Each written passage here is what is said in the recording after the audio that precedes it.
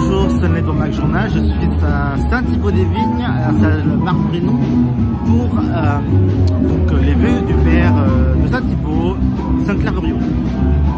Acquise par notre équipe d'élus fidèles qui m'accompagne depuis 20 ans.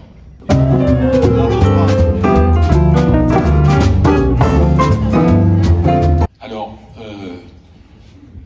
vœux, j'ai fait assez court, parce qu'il y a d'autres choses prévues, comme toujours, il y a des petites surprises à Saint-Thibault. Alors, il est de coutume, dans un discours traditionnel de vœux, de faire le bilan de l'année écoulée et de présenter les projets, les attendus de l'année à venir. Nous ne le ferons pas et nous dérogerons aux convenances. En conséquence, je ne parlerai pas de la perte en 10 ans de notre dotation globale de fonctionnement, qui est passée de 1 million d'euros à 0. Je ne parlerai pas de la suppression totale de la taxe d'habitation en 2023, certes compensée par l'État, mais de façon incomplète et figée. Mais cette mesure autoritaire a le désavantage de distinguer deux sortes de citoyens, ceux qui payent l'impôt et ceux qui ne le payent pas et qui bénéficient néanmoins à l'identique des services fournis par la collectivité. Je ne parlerai pas des aides possibles de l'État, telles que la DETR de la DSIL, dont nous sommes exemptés sur le simple postulat que notre commune est considérée comme une commune riche, du fait d'un potentiel financier supérieur à la moyenne nationale dans la même strate de population. Ce potentiel financier mériterait d'être reconsidéré au regard de toutes les réformes administratives et financières survenues depuis une vingtaine d'années. Je ne parlerai pas que de ce fait, au titre de la solidarité nationale, l'État prélève sur nos recettes fiscales communales 1 700 000 €. Solidarité nationale, donc ce sont de telles mesures étatiques qui nous fragilisent et freinent notre marche en avant.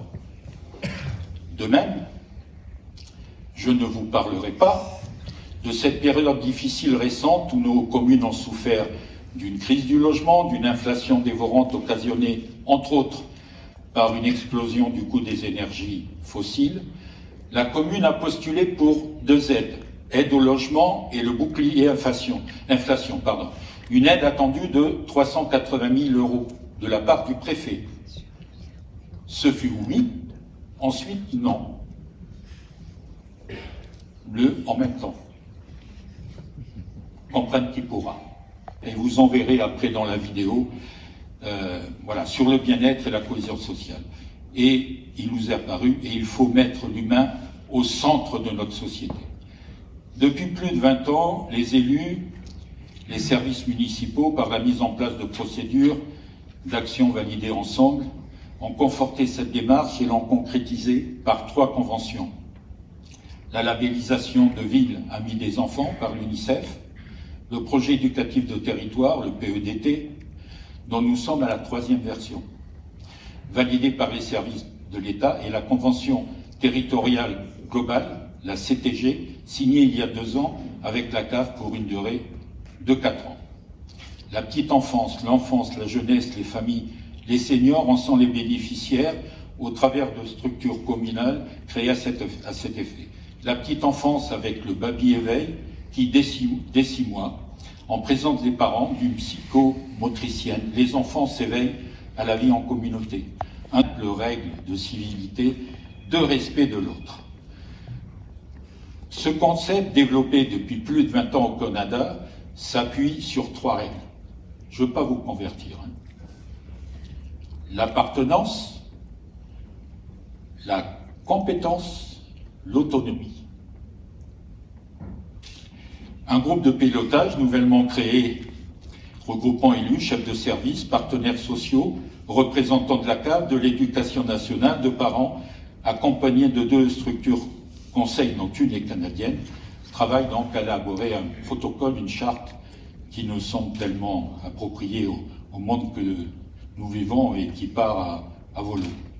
Donc pour le passage de la flamme, C'est un formidable événement pour notre nation, notre Seine-et-Marne, notre territoire, tout en étant conscient des difficultés. Ça se passe au mieux. Donc, vous comprendrez aisément que toute cette politique communale, instaurée, développée au fil des années, n'a été possible que un travail d'équipe très constructif entre les élus, la direction générale, Madame Bidot, là, Christine Bidot, et les chefs de service qui sont là. Majoritairement, c'est une collaboration de plus de 20 ans entre nous. Comme on peut dire, la continuité décisionnelle a aussi ses vertus. Donc, j'abrège, j'arrête là. Merci de votre écoute et on vous souhaite bien sûr une bonne année, sachant nous restons solidaires. Merci à vous.